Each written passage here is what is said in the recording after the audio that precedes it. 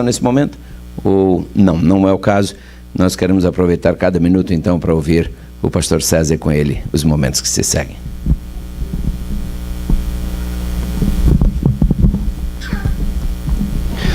Boa noite, bom sábado. Muito bom estarmos novamente juntos para estudarmos a palavra de Deus. Eu espero que durante essas noites de estudo da palavra de Deus que passamos juntos, você tenha tido o privilégio de ver a Cristo Jesus de uma forma um pouco mais pessoal. Eu acredito que o objetivo dessa semana de oração, quando Deus colocou no meu coração que eu viesse aqui para pregar esses temas dos quais eu apresentei a você essas noites, era para que você pudesse ver a Jesus Cristo dos Evangelhos de uma forma um pouco mais pessoal. E eu acredito que se você tem visto esse Jesus incomparável, que durante essas noites o Espírito Santo de Deus tem tentado nos apresentar, o objetivo então foi cumprido. E mais uma vez nessa noite nós vamos olhar para Jesus nos Evangelhos, a partir do prisma hoje de uma história que nós encontramos no livro de João, no capítulo 5. Num recapitulamento do que já estudamos até hoje, para aqueles que nos visitam, nós começamos dizendo que quando Deus enviou Jesus a essa terra, Ele o fez na plenitude do tempo. Gálatas 4:4. E eu disse a vocês que Deus tem um tempo perfeito para fazer uma obra na nossa vida. E a obra que Cristo quer fazer na nossa vida nada mais é do que nos dar a salvação. E quando Ele vem em nossa vida para nos oferecer a salvação, Ele vem em um tempo perfeito. Logo, a salvação que nós buscamos, que pregamos como adventistas do sétimo dia, a segunda vinda de Jesus também acontecerá em um tempo profético perfeito. E nós estudamos esse tema no primeiro dia que nós chegamos aqui na terça-feira à noite. Depois estudamos um tema que estava vinculado à história de Bartimeu. E ontem à noite nós estudamos um tema que estava vinculado à história da mulher com o fluxo de sangue. E nessa noite nós vamos ler uma história maravilhosa de um outro personagem bíblico que também não possui nome. A Bíblia não fala o nome desse homem. A Bíblia apresenta apenas o problema dele. E eu disse a vocês que muitas vezes a Bíblia não coloca o nome porque a Bíblia gostaria que eu e você pudéssemos preencher esse vazio com o nosso próprio nome. A nossa biografia. Esses vultos bíblicos, esses personagens bíblicos nada mais são do que a continuação da história da nossa vida. Todos os personagens bíblicos são personagens escolhidos por Deus, porque diz João que muitos foram os milagres de Jesus, que não caberiam todos eles em todas as páginas de livros já escritos. Então, na seleção do cânon sagrado da Bíblia que hoje nós possuímos, o Espírito Santo de Deus procurou histórias específicas para que eu e você pudéssemos nos enxergar nessas histórias. Quando você ler as histórias bíblicas, principalmente as histórias do Evangelho, e você não encontrar nomes nas narrativas dos personagens, coloque o seu próprio nome. Ou então troque o nome do personagem bíblico que você mais gosta pelo seu e comece a visualizar a história desse personagem a partir de um ângulo que fale também da sua história.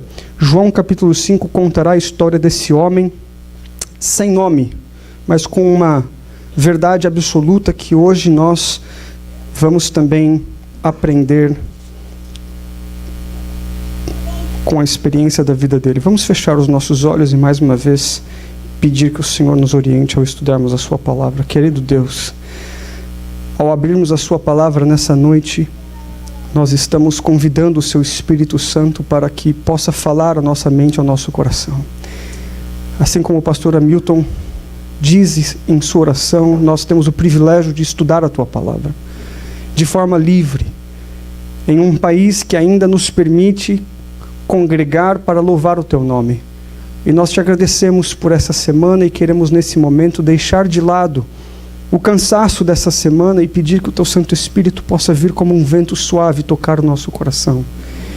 Que o Senhor possa me usar mais uma vez nessa noite, como um prego que pendure o quadro de Jesus Cristo, que ele possa ser visto e ouvido, para que quando terminarmos a mensagem dessa noite, Senhor, que os corações possam ser transformados pelo teu poder.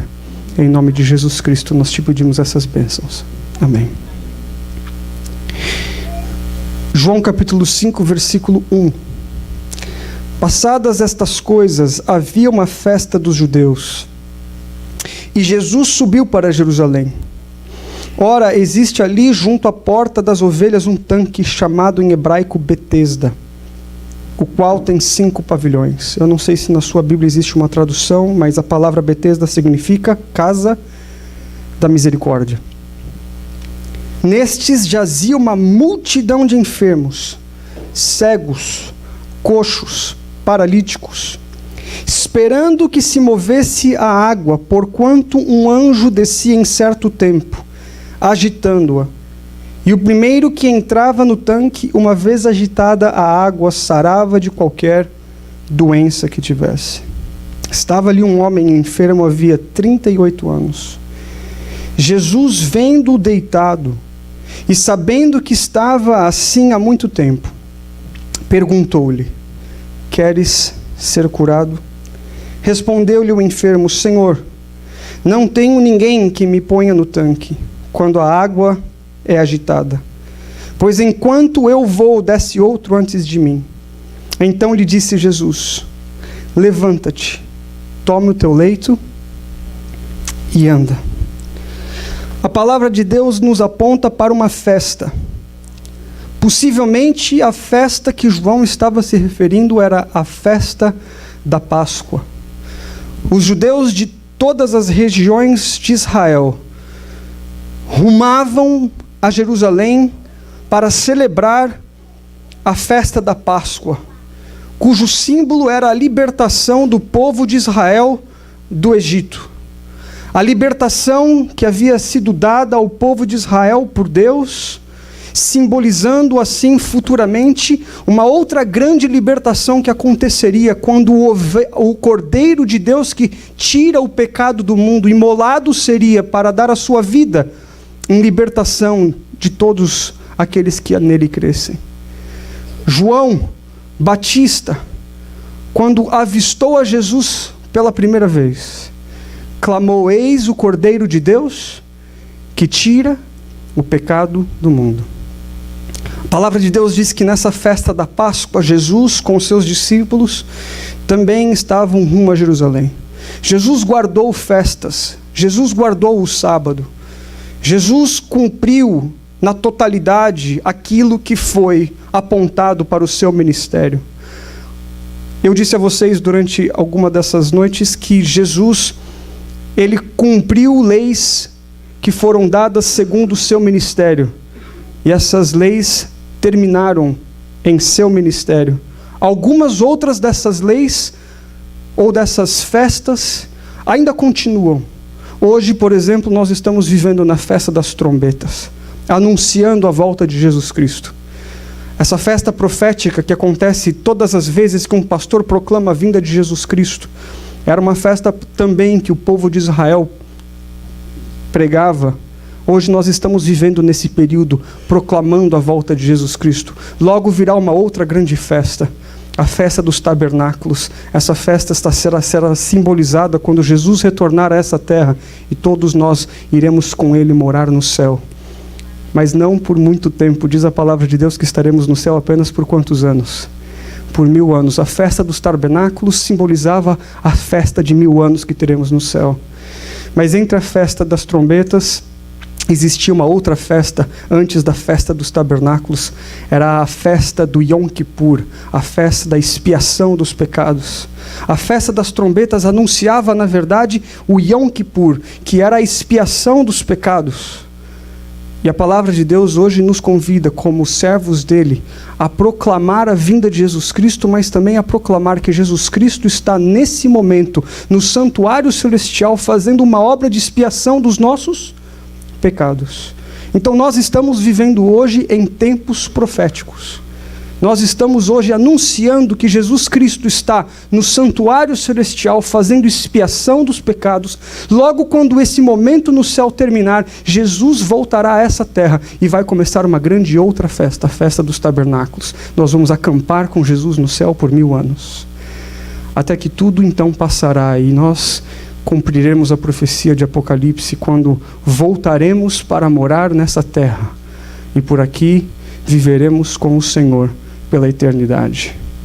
As festas de Israel, elas possuem lições maravilhosas. E a palavra de Deus nos diz que Jesus estava com seus discípulos em Jerusalém por ocasião de uma festa, possivelmente a festa da Páscoa. E diz a palavra de Deus que antes de chegar em Israel, antes de entrar em Jerusalém, antes de fazer parte da festa, Jesus Cristo toma um outro atalho e ele se encontra então num lugar chamado Poço de Betesda. Eu tive o privilégio de visitar o Poço de Betesda. Alguns lugares em Israel são lugares históricos que você consegue identificar que ali Jesus esteve de fato. Alguns outros lugares, infelizmente, pessoas dizem que Jesus ali pôs a mão, que Jesus ali andou, mas historicamente fica difícil de comprovar. Mas o Poço de Betesda não tem como você não comprovar o fato, porque é ali um local onde os arqueólogos afirmam que estava o tanque de Betesda. Eu me lembro porque havia uma capela e eu consegui enxergar ali o tanque de Betesda. E eu me lembrei dessa passagem da Bíblia, fiquei imaginando Jesus ali naquele tanque. Eu consegui enxergar o que a palavra de Deus diz, que existiam ali 5 pavilhões, 5 arcos.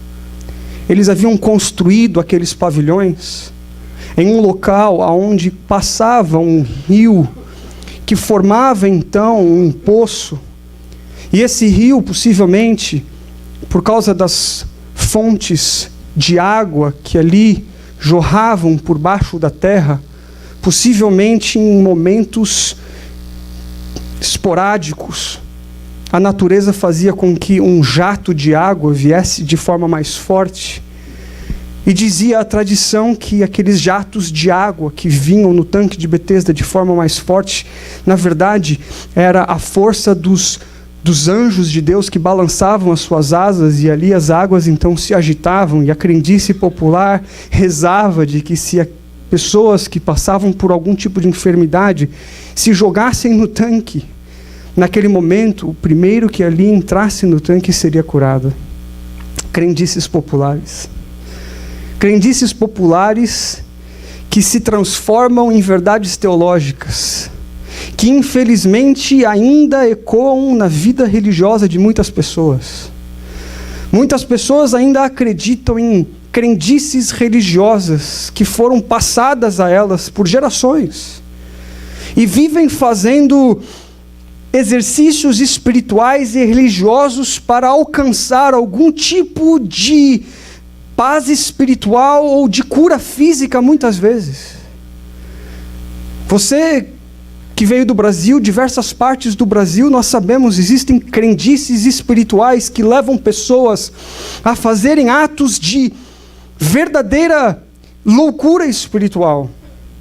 Que quando você olha de fora e começa a questionar o porquê que essas pessoas fazem isso, tradições religiosas que as levam a andar quilômetros de joelho, esfolando o joelho no chão, porque acreditam que ao fazerem isso, pagarão uma promessa, tirarão do seu coração algum tipo de culpa, ou então, de alguma forma, chamarão a atenção do céu, e Deus então colocará sobre elas alguma bênção. Crendices populares. Orações feitas em copo d'água, colocadas em cima de uma televisão. Milhares de pessoas acreditando em uma força que pode ser comprada ou manuseada através do agir do homem. É um Deus que exige certas ações espirituais para que você possa receber bênçãos.